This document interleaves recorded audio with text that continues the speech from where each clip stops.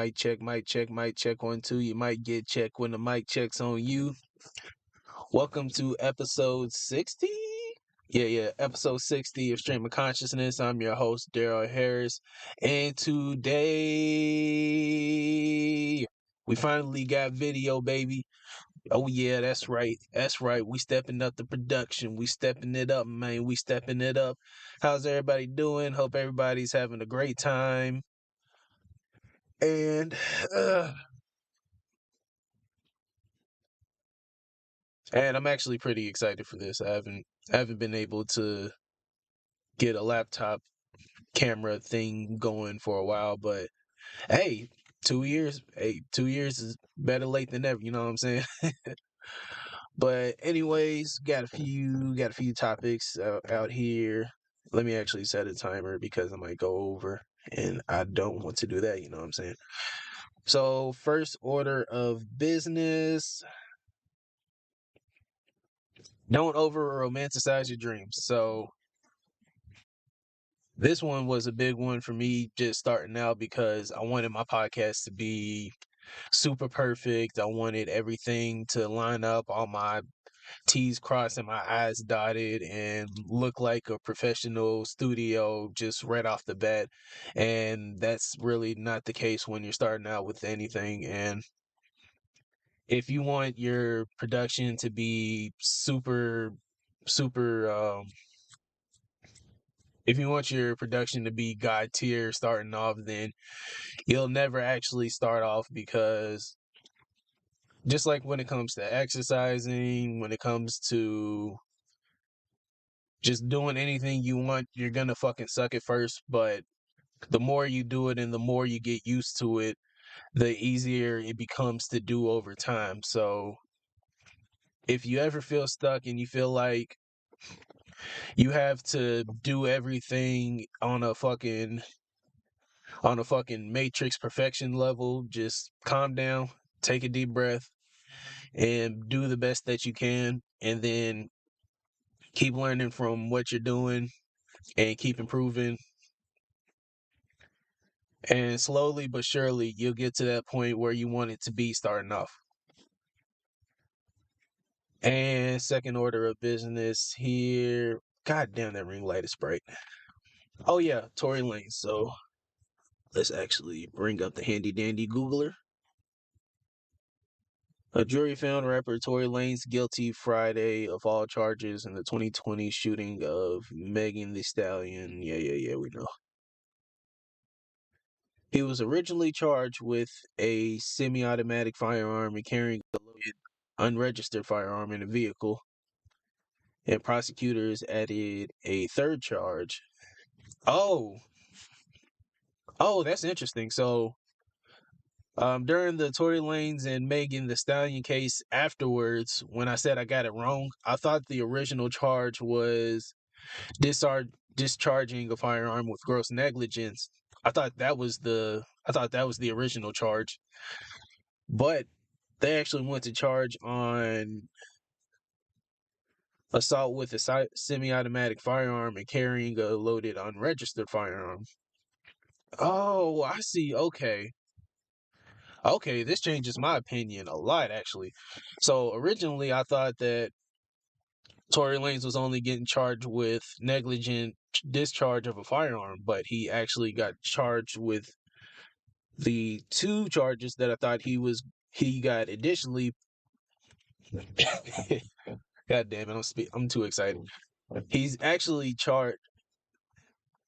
He was actually charged with the two charges I thought that prosecutors added on to the court case, but oh, this is interesting. Okay. So Tory did actually have a chance in court because all he had to do was just, oh, sorry about that. All he had to do was just prove that the gun wasn't his and create reasonable doubt for assault with a semi-automatic firearm. Oh, okay. So yeah, Tory, I guess, could have, but the Like one journalist said, the apology phone call and the text messages to Megan the Stallion were very hard to just get this stupid ad out of here, man. I ain't promoting your shit. Uh, what was I going with it? Oh yeah, it was hard to explain away the apology phone call and the text messages sent to Megan immediately after the shooting went down.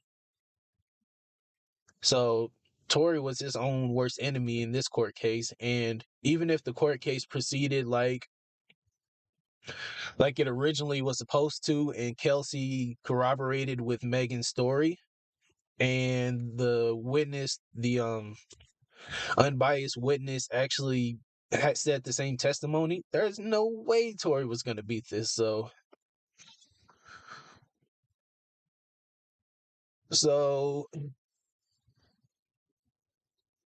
it was an interesting news week, I'll say that. But I mean, hey, somebody got shot and somebody got prosecuted, and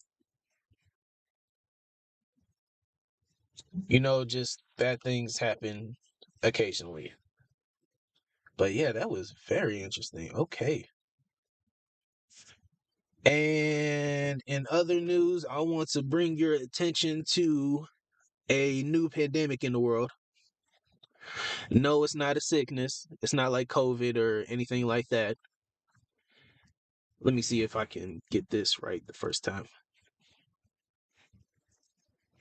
There we go. Okay. Now,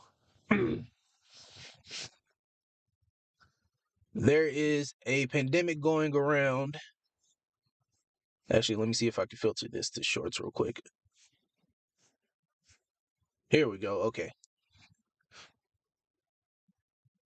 There is a pandemic going around. Let me see here. Where is it at? Actually, yeah, this one works. All right, so let's watch a video together. Do ba do ba do ba do ba do ba do ba do ba do ba do boo do a boo ba do boo boo ba do a do. All right, you get the point now. Anyways, I like to call this pandemic the uwu, the uwu, the uwu sickness. And by that, I mean there is a bunch of YouTubers, not to pick on this one in particular, I actually like their content, but there are a lot of creators out there who are showing their wives and making them act extra adorable for the camera. And normally that's okay, but there seems to be a large amount of people that believe that this is real. And I'll see it all through the comments saying, "Oh, relationship goals, and oh, they're so beautiful, and you are a lucky husband." And 40 to 50% of the time with the creators that do this, maybe that's how they actually are. But some of them, you could just tell they're farming for it. And then there was one, hold on, let me see. And then there was one particular trend that made me laugh my ass off because it clearly wasn't real. What the fuck was her name? Um, Fake call prank girl.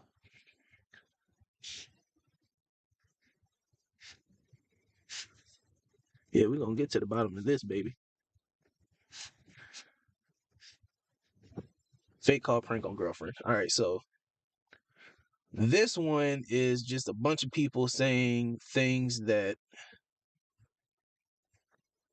shorts.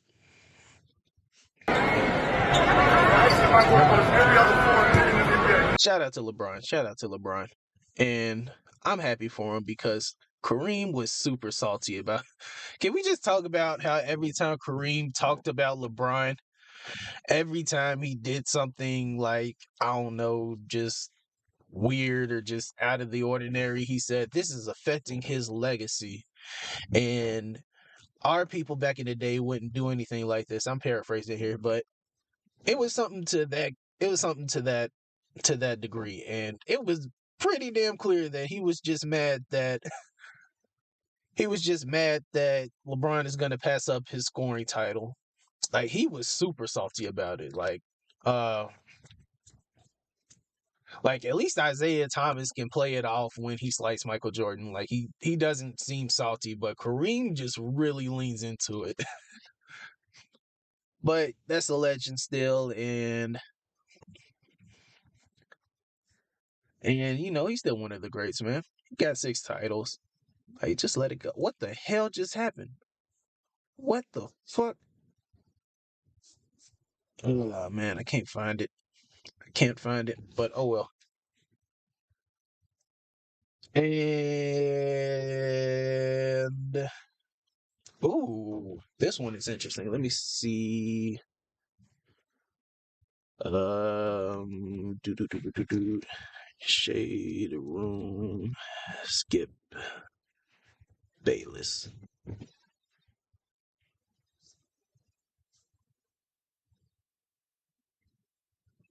Oh God, I had to actually. Oh God. All right, bear with me here. All right, Shade. God damn it. The Shade Room. All right, here we go. Here's the Shade Room.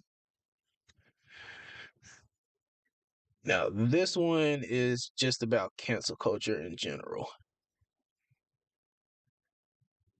God damn, the Shade Room posts a lot. I'm probably not going to be able to find this. But just to bring the long short of it out, if you guys remember, Damar Hamlin's life was in risk when he went down on the field and had to be resuscitated. And for a few days, people didn't know if he was going to make it through as he was in ICU, right? Well, Skip Bayless put out a what's it called? What's it called, chat? It's called. Wow, I'm actually blanking on the. That's fucking weird. An insensitive tweet. There we go. An insensitive tweet or tone deaf tweet. Yeah, that's the word that I was originally looking for. And Tyrese commented on a Shade Room post about the tweet, saying that, oh, cancel culture doesn't apply to white people, but it sure does apply to us. Actually, here we go. Damar Hamlin. All right, we're getting there. And DL Hughley and Jamie Foxx said the same thing. Okay, here we go. We're getting closer to it. Alrighty, Tyrese should be on here. All right, here we go. So, but the black man would have already started his apology tour. I guess cancel culture only applies to black culture. Got it. Alrighty. And that same sentiment was brought upon by DL Hughley and I believe Jamie Foxx. It was 2 comedians, but I know DL Hughley for sure and Jamie Foxx. And they were talking about how come cancel culture doesn't affect them like it affects us? And the simple answer to that is because we don't support our own and we are so crabs in a bucket that any little thing that we do that is a mistake, we overemphasize it, we embellish it, and just make it a much bigger deal than it actually is. Whereas white people are more accepting of their own flaws and the people around them's flaws. So, for example, let's say I talk with a stutter, and us, we'll be like, "You this stutter instead, head ass motherfucker." Whereas white culture doesn't really care; like they'll just be patient with them and let them get his thoughts out. So I say this to say that cancel culture only affects people who aren't um, who aren't close together culturally. So the simple answer to avoid cancel culture for black culture is something that's not going to happen, but something that I wish would happen, which is we just learn to come together, and even if you don't like another guy, you can just ignore him and just keep it pushing. If we do that, I guarantee you cancel culture goes away for black culture for good. But it starts with something that's just so systematically, what's the word I'm looking for? Something so systematically embedded in us. So it will take a long time if we actually do choose to heal. But until then, like, we have to walk on thin ice because the margin for error for us is way smaller than any other culture, just because we have a bigger microscope on us, and any fuckery that we do will be highlighted. But who knows? Maybe one day we learn to embrace each other and have a big kumbaya moment, you know? Okay. So,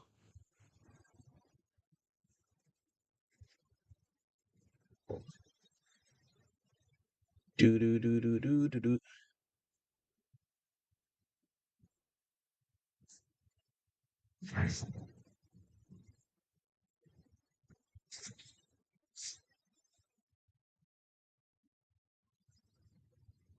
Where's it at? Where's it at?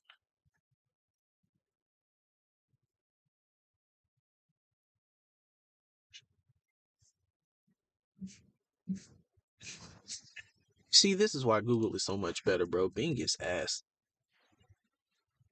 Alrighty.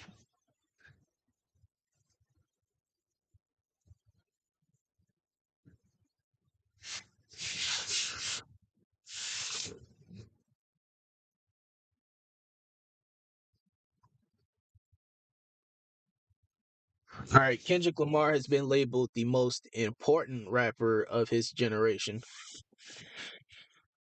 So I agree. There's been a lot of pushback, especially with people saying that it's Drake, but a lot of people say that. All right, so the greatest rappers of this generation would obviously be one of the big three, either Kendrick Lamar, Drake, or J. Cole. And out of those, I would say that Kendrick Lamar is should be labeled the most important, just because what Good Kid, Mad City, To Pimp a Butterfly.